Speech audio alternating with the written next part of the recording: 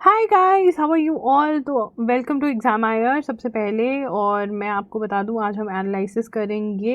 Analysis हम कर रहे हैं, ये हमारा जो न्यूज़पेपर है द हिंदू का एनालिसिस कर रहे हैं ऑब्वियसली।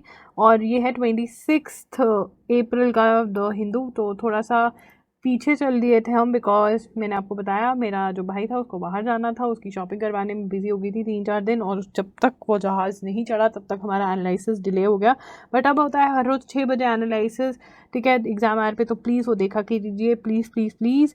ठीक है, चलिए बात करते हैं। ये पहले न्यूज़ के आज के एनालिसिस से स्टार्ट कर सकते हैं। तो ईयू के जो चीफ हैं उन्होंने बोला है कि रशिया और चाइना के जो रिलेशनशिप है उनके कोई लिमिट नहीं है, वो एक दूसरे को पूरा पूरा सपोर्ट कर रहे हैं, ये ऐसा बोला है उन्होंने।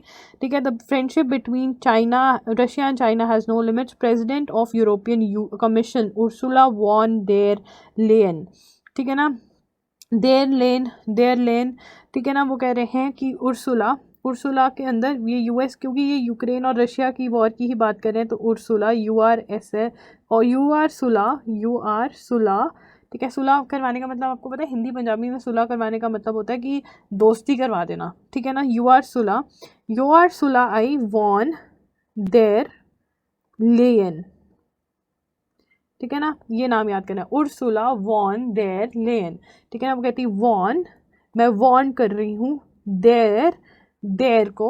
और ठीक है, अब ये पता है कैसे याद कर सकते हैं, यूक्रेन और रशिया की सुलह करवाने गई वो, तो उन्होंने वोल्डिमिर प्यूटिन को बोला वॉन, वोल्डिमिर जो प्यूटिन है, वोल्डिमिर वी से उनका नाम है, उनको बोला कि देर, व्हाट्सएप पे बोला देर, मेरे को लेन देन करना है, मेरे को ये सब कुछ ठीक करना है। उर्सुला वॉन देर लेन, याद हो गया, हो जाएगा।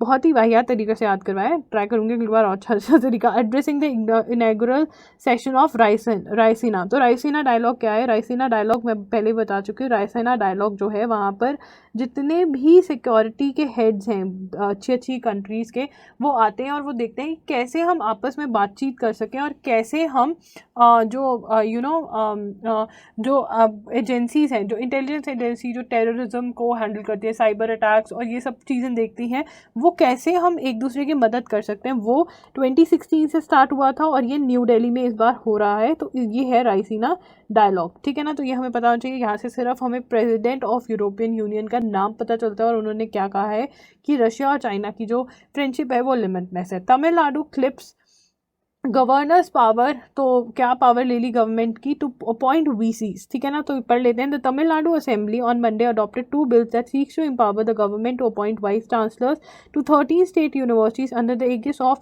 Higher education department by amended the respective acts. तो क्या बोला उन्होंने? उन्होंने बोला है नंबर 1, क्या किया है, power to appoint VCs in 13 state universities given to Tamil Nadu government, ठीक है। ये पहले पावर किसके पास थी? ये पहले पावर थी गवर्नर के पास, ठीक है। वो कैसे करते हैं करंटली? अब क्या होता था, पहले क्या होता था, currently the governor who is also the chancellor of the state universities, लिखो governor, earlier governor who is the chancellor of state universities appoints VCs from the panel of 3 names recommended by selection committee, बस, ठीक है। और ये इन्होंने किससे क्या बोला है? इंट्रोड्यूस बिल्स, इन्होंने क्या कहा कि किससे हम एम्पावर वी आर, मतलब किससे हमने the bills of the house of, cited the Gujarat and Telangana which empower. तो वो कहते हैं गुजरात और तेलंगाना में भी ऐसा होता है, ये 2 एक्ट्स हैं, ठीक है, इनको भी नोट कर लो। तो ये गुजरात यूनिवर्सिटी एक्ट और तेलंगाना से हमने इंस्पिरेशन ली है, इंस्पायर्ड फ्रॉम, ठीक है, टुक इंस्पिरेशन फ्रॉम, ठीक है। ऐसे नोट्स बनने चाहिए। मुझे तो 2-3 कमेंट्स में एक कमेंट ही आया, उस बच्चे ने बोला मैम मुझे 2.5 आवर्स लग जाते हैं नोट्स बनाने। अरे भाई, नोट्स फटाफट बनाने हैं, और भी तो बहुत काम है ज़िंदगी में, न्यूज़पेपर ही थोड़ा ना पढ़ते रहना है। And coal supply crisis for Nalco in 24 hours, high court ने बोला, ओडिशा हाईकोर्ट ने बोला नाल्को से कोल क्राइसिस क्यों आ रखा है, यूक्रेन की वॉर, यूक्रेन और रशिया की वॉर की वजह से बहुत ज़्यादा क्राइसिस आ रखा है, ये हमें पता है।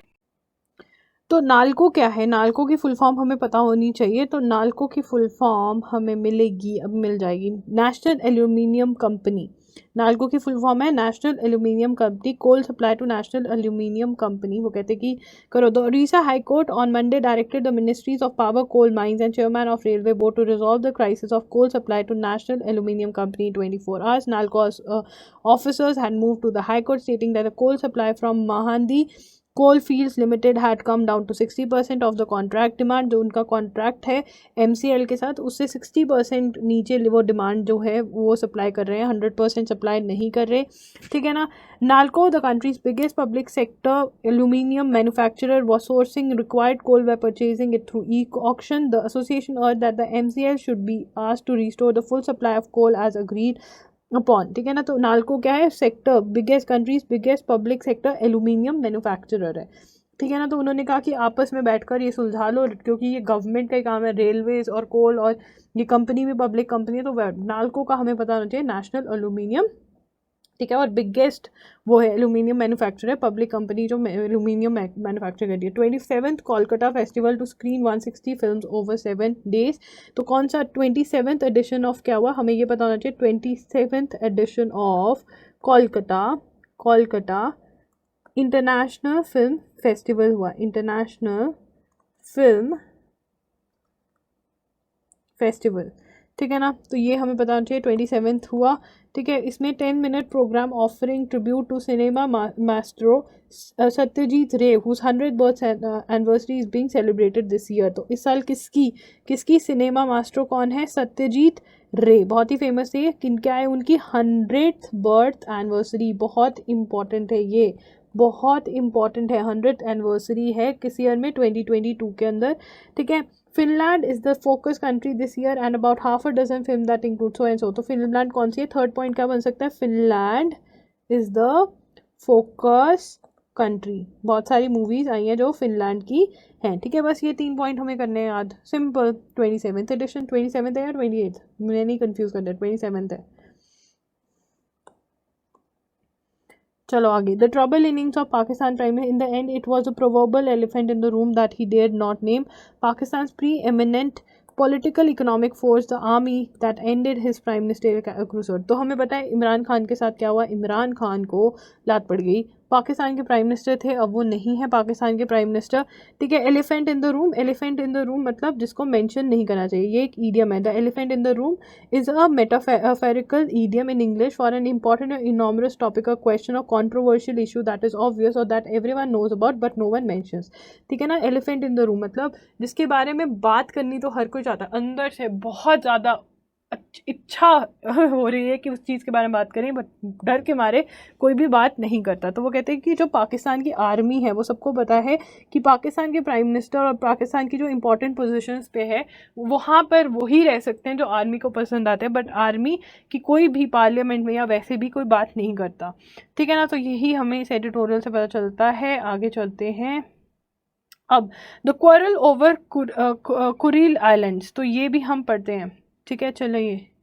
चलो ये पढ़ लेते हैं फटाफट से। The quarrel over Kuril islands, the Russian invasion of Ukraine seems to have brought to forefront some other disputes that Russia has with west allies. तो वो कहते हैं कि जो रशियन इन्वेजन है यूक्रेन के ऊपर, तो रशिया के और कौन से डिस्प्यूट्स हैं वेस्ट एलाइज के साथ।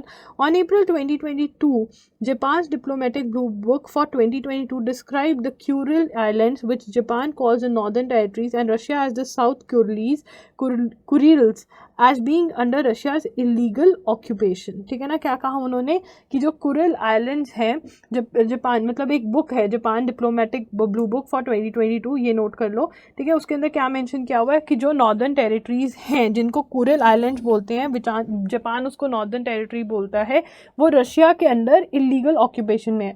This is the first time in about 2 decades that Japan used this phrase to describe the dispute over Kuril Island. Japan has been using softer language since 2003, saying that the dispute over the island was the greatest concern in Russia-Japan bilateral ties, ठीक है ना। तो ये नहीं note करना, ऊपर वाला ही नोट करना है। There are a set of 4 islands situated between the sea of Oxford and the Pacific Ocean near. क्या है ये सेट ऑफ 4 आइलैंड्स है, ये हमें नोट करना है, ठीक है ना। Hokkaido. Both Moscow and Tokyo claim sovereignty over them, though the islands have been under Russian control since the end of World War II. तो ये हमें पता होना चाहिए कि दोनों क्लेम करते हैं, मॉस्को और टोक्यो मतलब जापान और रशिया दोनों करते हैं, बट वो किसके कंट्रोल के अंदर है since world war two? Russia के अंदर. Soviet Union has seized the islands at the end of world war two and by 1949 had expelled its Japanese residents. जो जापानीज थे उनको बाहर निकाल दिया. Tokyo claims that the disputed island has been part of Japan since the early 19th century. तो वो कहते हैं कि 19th century से ये हमारा पार्ट है. According to Tokyo, Japan's sovereignty over the island is confirmed by. According to Tokyo, वो टोक्यो क्या कहता है, जापान क्या कह रहा है कि उनकी जो वो आइलैंड उनको बिलोंग करता है. कैसे पता चलता है? Several treaties. कौन कौन सी हैं? Shimoda treaty of 1855, the 1875 treaty for exchange of Sakhalin for the Kuril Islets, Treaty of St. Petersburg, and Portsmouth Treaty of 1905 signed after the Russo-Japanese War of 1904-5 which Japan had won. तो ये सारी treaties हैं. Russia on the other hand claims the Yalta Agreement. ये सब note करना पड़ेगा. ठीक है, वो कहते हैं कि दोनों के पास एविडेंस है. Russian sovereignty under article 2 of the treaty, Japan has renounce all rights, title and claim to Kuril Islands. ठीक है. However, Japan argues that San Francisco Treaty cannot be used here as the Soviet Union never signed the peace treaty.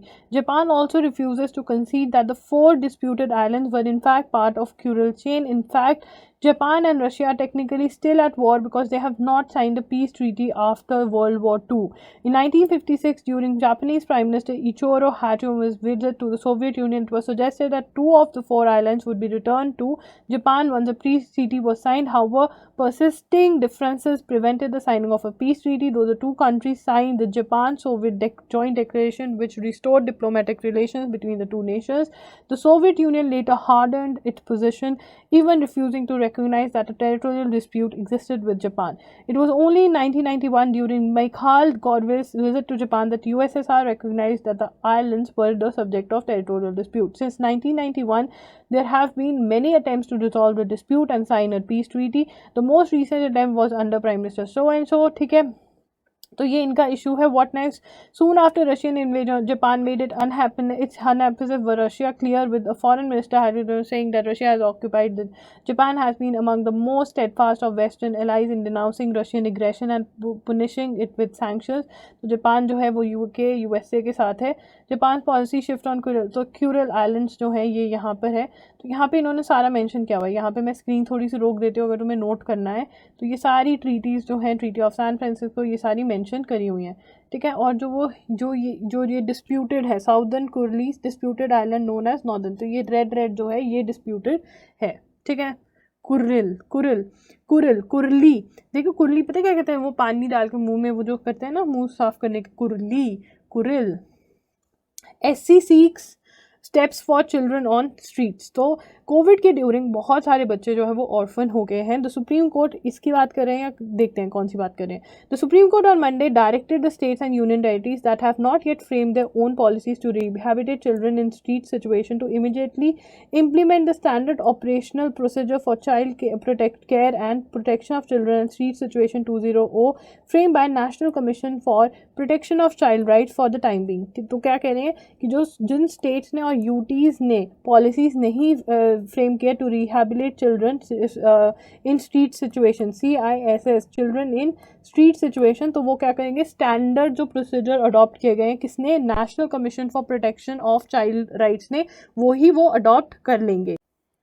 तो ये हमारे लिए important point है, इसको note करेंगे. In fact we were told last time there were about 1.5 million children, only 17,000 children were identified. ठीक है ना. तो ऐसे जो स्ट्रीट पे चिल्ड्रन हैं उनको वो कहते हैं कि इतने चिल्ड्रन हैं और अभी बस इतने ही बच्चे जो हैं वो आइडेंटिफाई हो पाए हैं. ठीक है. Pakistan objects to hydel projects. कौन से hydel project? Pakistan has objected to prime minister Narendra Modi's visit to Kashmir and the laying of foundation stones for the construction of the Rattle and Kawar hydroelectric projects on the Chenab River, which it claimed was a direct contravention of Indus Water Treaties. ये पूरा का पूरा हम note कर लेंगे. सबसे पहले तो क्योंकि हमारे प्राइम मिनिस्टर ने जम्मू एंड कश्मीर विजिट किया है तो ये इनको प्रॉब्लम लगी. और उसके बाद ये जो 2 प्रोजेक्ट्स हैं जिनसे इनको प्रॉब्लम है, जो चिनाब रिवर पे बने हुए हैं, इनके नाम तुम्हें रटे होने चाहिए, बहुत इंपॉर्टेंट है. India represses critical voices report. Observing that religious freedom conditions in India had significantly worsened in 2021, the United States Commission on International Religious Freedom USCIRF, ठीक है ना, जो कि एक एक्ट के अंदर यूएसए ने बनाया हुआ है, तो ये क्या करते हैं, ये देखते हैं कि कहाँ पर है जो रिलीजियस फ्रीडम जो है किन कंट्रीज़ में कम है, तो उन्होंने बोला है इंडिया जो है वो कंट्री ऑफ पर्टिकुलर कंसर्न है, CPC डिक्लेयर किया है, 3rd ईयर इन रो ऐसा डिक्लेयर किया है। The category of countries perform mostly poorly on religious freedom criteria, मतलब रिलीजियस फ्रीडम जो है वो इंडिया में सबसे कम है ऐसा बोला जा रहा है। The state department which has its own office of international religious freedom is not bound by the commission's recommendation and has not accepted the CPC recommendation for the India for last 2 years। ये important है, वो कहते हैं कि अभी तक जो state department है उसने ये नहीं एक्सेप्ट किया, बट ऐसा बोला जा रहा है। तो ये यूएस की बॉडी है, यूएसए की, ठीक है, तो हमें ये पता होना चाहिए, इंपॉर्टेंट है। 3rd year in row open to implementing uniform civil code in Himachal Thakur. तो यहाँ पे सबसे पहले देखिए हमारा उत्तराखंड के अंदर बोला जा रहा है कि यूनिफॉर्म सिविल कोड आएगा, तो यूसीसी भी बोला जाता है, इसको क्या बोला जाता है, यूनिफॉर्म सिविल कोड। तो यूनिफॉर्म सिविल कोड किस आर्टिकल के अंदर डिफाइन किया गया, आर्टिकल 44, किसके अंदर, आर्टिकल 44 के अंदर, ठीक है ना। तो ये क्या कहता है कि जितने भी मैरिज, डाइवोर्स, प्रॉपर्टी किसके पास जाएगी, सक्सेशन, ये सारे जो लॉज हैं, अभी क्या देखा जाता है कि ये पर्सन हिंदू है, क्रिश्चियन है, मुस्लिम है, बट अगर यूनिफॉर्म सिविल कोड आ जाएगा तो सबके लिए सेम लॉज होंगे, तो कोई कन्फ्यूजन नहीं होगा, बहुत ईजी हो जाएगा सब कुछ। तो हिमाचल में वो कह रहे हैं, अभी वहाँ पे इलेक्शंस नहीं हो, तो वो कह रहे हैं कि अगर आप मुझे चुन लोगे तो मैं यूसीसी ले आऊँगा। Navy to review security scenario. The first edition of biannual naval commanders conference began on Monday, ठीक है। फर्स्ट एडिशन ऑफ बाईएनुअल मतलब साल में 2 बार होने वाली, occurring twice a year, ठीक है। will dwell upon dynamic geo strategic situation in backdrop of security scenario in the neighborhood as well as changes emerging due to ongoing Russia-Ukraine conflict। India third highest military spender, ये बहुत important है, most expected question बन सकता है आपका, बनेगा ही, ठीक है। तो पढ़ लेते हैं। World military spending continue to grow in 2021 reaching a record $2.1 trillion despite the economic fallout, ठीक है ना, कितना पहुंच गया, $2.1 trillion world spending continue to grow. तो वर्ल्ड ने कितना स्पेंड किया, $2.1 ट्रिलियन, ठीक है ना। और जो ये यूके रशिया की वॉर की बात तो ज़्यादा बढ़ गई है, ठीक है, ऐसा बोला है पब्लिश्ड बाय, ठीक है, according to new data on global military spending published by Stockholm International Peace Research Institute. ये भी इंपॉर्टेंट पॉइंट है हमारा second. The 5 largest spenders in 2021 were the USA, China, India and the UK and Russia together accounting 62% of expenditure. ये भी important point बनेगा, ठीक है। First पे कौन है, यूएस, सेकंड पे कौन है, चाइना, थर्ड पे इंडिया, फोर्थ पे यूके और 5वें पे Russia. The US and China alone accounted for 52%। India's military expenditure of $76.6 billion rank third highest in the world. ये हमारे लिए बहुत ज़्यादा इंपॉर्टेंट है, चाहे वो हमसे ये फिगर पूछें, चाहे पूछ लें इन थर्ड पे कौन आया था, या पूछ लें इंडिया का रैंक क्या था, ये बहुत ज़्यादा इंपॉर्टेंट है। This was up by 0.9 from 2020 and by 33% from 2012। On Ukraine, the report remarked that as it has strengthened its defense against Russia, its military spending has risen by 72% since the annexation of Crimea in 2014। ये भी point note कर सकते हैं हम, ठीक है। चलो आगे चलते हैं यहाँ पर। अब हाँ, 86.45% fall in malaria cases minister ने बोला है, पढ़ लेते हैं। In his address on world malaria day, तो वर्ल्ड मलेरिया डे कब आता है, वर्ल्ड मलेरिया डे आकर गया, बताओ कब आता है, ये न्यूज़पेपर कौन सी डेट का है, 26 अप्रैल, 26 या 25, चेक करो वर्ल्ड मलेरिया डे कब होता है, ठीक है। तो उन्होंने क्या कहा है, वो कह रहे हैं social awareness regarding malaria control and prevention are equally important in our collective fight against this disease and for meeting our global elimination by 2030. This year's theme is harness innovation to reduce the global malaria disease burden and save lives। देखिए ये जो है ना theme वाले questions, ये तो बड़े ही important है, फेवरेट होते हैं एग्जामिनर के। और ये क्या है, मलेरिया एलिमिनेट, क्या गोल है इंडिया का, टू एलिमिनेट मलेरिया बाय कौन सा ईयर, 2030, 2030। तो इसके बारे में थोड़ा सा पढ़ लेना चाहिए हमें।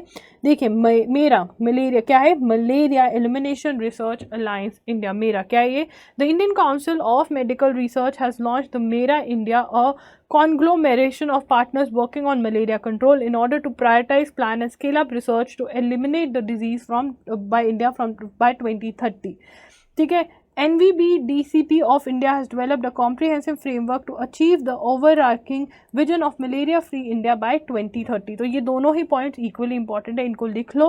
ठीक है, इंडिया को मलेरिया फ्री बनाना चाहते हैं by 2030। Our efforts have resulted in 86.4% decline in malaria cases and 79.16% reduction in malaria related deaths in 2021 as compared with 2015। ये पूरा का पूरा हमारे लिए इंपॉर्टेंट है, परसेंटेजेस भी याद करनी है। A manual on integrated vector management 2022 was released on this occasion। ये भी इंपॉर्टेंट है। ये वाला पॉइंट, ये वाला पॉइंट, ये वाला पॉइंट और मलेरिया डे कब होता है ये मुझे कमेंट्स में बताओ। चलो थोड़ा सा तुम भी रिसर्च करो। ठीक है, आंगनबाड़ी वर्कर्स ये हमने पढ़ लिया। Anganwadi workers to entitle to gratuity. Anganwadi क्या होता है, जैसे हम शहरों में सिटीज़ के अंदर डे केयर होता है, वैसे गांवों में आंगनबाड़ीज़ होती हैं। ठीक है, वहाँ पे बच्चे जाते हैं, मम्मियाँ जाती हैं। ठीक है, बच्चों के खेलने के लिए जगह बनी होती है, वहाँ पे मम्मियों को बताया जाता है कि आप कैसे बच्चे का ख्याल रख सकते हैं, क्या उनको खिलाना चाहिए क्या नहीं। Anganwadi workers entitle to gratuity. Gratuity एक टाइप की पेमेंट होती है जो दी जाती है। The supreme court on Monday held that Anganwadi workers and helpers taking care of nutrition needs of nearly 158 million children who were considered the future resource of the country were entitled to gratuity, a basic social security measure। ठीक है, तो gratuity जो होती है वो ना पैसा इकट्ठा करके एंड में जब वो रिटायर होते हैं लोग उनको दी जाती है। ठीक है ना। Food security act and integrated child development scheme ICDS were made to fight so hard and so long for the recognition of their right to be paid. वो कहते हैं कि ये बहुत मेहनत करते हैं। The judgment came when appeal was filed by anganwadi workers and organisation represented by so and so। Gratitude is a gesture to appreciate the efforts of person towards the betterment, development and prosperity of an establishment, and that is the reason for which gratitude is considered to be social security with passage of time। ठीक है, anganwadi workers and helpers served in this one. ठीक है, तो हमें क्या रखना है, anganwadi workers entitle to gratuity. ऐसा किसने बोला है, सुप्रीम कोर्ट ने बोला है। ठीक है ना, क्लियर है इस बात पे। चलिए आगे चलते हैं। अब यहाँ पे Macron pledges to tackle doubles and divisions. तो फ्रेंच के अंदर एम्यूल मैक्रोन जो है वो प्रेसिडेंट बन गए हैं फ्रांस के। तो वो जो है वो लेफ्टिस्ट है। लेफ्टिस्ट मतलब जो इक्वालिटी में बिलीव करते हैं। और जो ये मैडम है मिस मैरीन ली पेन, ये है राइटिस्ट, मतलब वो बिलीव करती हैं एक पर्टिकुलर उसमें, या तो वो कहती हैं कि सिर्फ फ्रांस के लोग होने चाहिए, उनके नेटिव्स होने चाहिए, कोई और नहीं होना चाहिए। तो वो बात करते हैं। तो वहाँ पर आ गए हैं इमैनुअल मैक्रोन। ठीक है ना। चलिए आगे चलते हैं। फ्रांस के प्रेसिडेंट कौन है ये हमें याद रखना है। Labour participation dips to 40% from 46% in 6 years। ये जो हेडलाइन है ये नोट कर लीजिए, ये इंपॉर्टेंट है। ठीक है, अब ये किसने बोला है, only 40% of India's legal working age were Indians only 40% of Indians of legal working age were employed or were looking for jobs in 2021-2022 in comparison the labor force participation rate was above 46% in 2016-17 according to data from the Center for Monitoring Indian Economy। ठीक है, ये इन्होंने बोला है। In absolute terms India's labor force has shrunk from 445 million to 435 million in 6 years। Currently about 1085 million Indians are aged 15 or above and can be legally employed। तो इस पे जब हम नेक्स्ट न्यूज़पेपर पढ़ोगे, आप अगर सुनोगे तो उसके अंदर गवर्नमेंट ने कहा है कि ये बहुत ही गलत है, बिकॉज 15 ईयर्स जो एज है उसमें बहुत सारे बच्चे अभी पढ़ रहे होते हैं या फिर वो सोशल वर्क कर रहे होते हैं। तो ये जो डाटा है ये बिल्कुल गलत है। India's Russian oil imports in 2 months exceed twice 2021 total. तो ये क्या बोला है, India has bought more than twice as much crude oil from Russia in the 2 months since its invasion of Ukraine as it did in the whole of 20। जितना हमने पूरा 2021 में crude oil Russia से खरीदा था उतना हमने 2 महीने में खरीदा है, तभी तो सब चीख रहे हैं। ठीक है ना। तो इंडिया कह रहा है कि हमें अगर डिस्काउंट पे मिलेगा तो हम खरीदेंगे। Elon Musk to buy Twitter for $44 billion. हमें याद रखना है कि $44 बिलियन में ट्विटर किसने खरीदा है, एलन मस्क ने खरीदा। एलन मस्क तो वैसे ही बहुत फेमस है, नाम याद हो जाएगा। Indian entities filed 1.38 lakh patents from 2015 to 2021। ये हेडलाइन बहुत इंपॉर्टेंट है, इसको ऐसा का ऐसा ही नोट कर लो। Entities in India had filed 1,38,000 tech patents. Patents क्या होते हैं, आपने कोई सॉफ्टवेयर, आपने कोई चीज़, कोई मेडिसिन डेवलप करी है, कोई टेक्नोलॉजी डेवलप करी है, कोई प्रोसेस डेवलप किया, आप चाहते हो कि ये कोई कॉपी ना कर ले, तो आप क्या ले लोगे, उसके ऊपर पेटेंट ले लोगे। तो ऐसे technology 1,38,000 tech patents in the country and more than 9,500 patents in the US from 2015-2012 according to India's patent report publish by NASSCOM. तो नासकॉम जो है एक ऑर्गेनाइजेशन है जो ये जो इंजीनियर्स, टेक्नोलॉजीज इससे रिलेटेड डील करती है, ठीक है ना। तो ये हम पहले पढ़ चुके हैं इसके बारे में, ये पूरा का पूरा हम लिख देंगे। The study marks the start of RIP character charter for FY 2023 which will be followed by a deep dive analysis into the tech patent file in India. ये एपेक्स बॉडी बोल रही है, हमें नंबर से कंसर्न है कि कितने India में और कितने बाहर हो गए, ठीक है। अरे IPL चल रहा है, अब देखते हैं कौन जीतेगा, फिर हम याद करेंगे कौन जीता है, ठीक है। अभी हमें अब देखते हैं क्या है क्या है क्या है। चलो आज का एनालिसिस ऐसे ही ख़त्म हो गया, बहुत ही छोटा सा एनालिसिस है। चैनल को सब्सक्राइब कर देना, बेल बटन पे हिट कर देना, लाइक कर देना, ताकि जब भी एक वीडियो लाइव जाए आपको पता चल जाए। That's it, exam are signing off. I'll see you in my next session। 6 बजे पक्का से मैं आ जाऊँगी, पक्का से। बाय।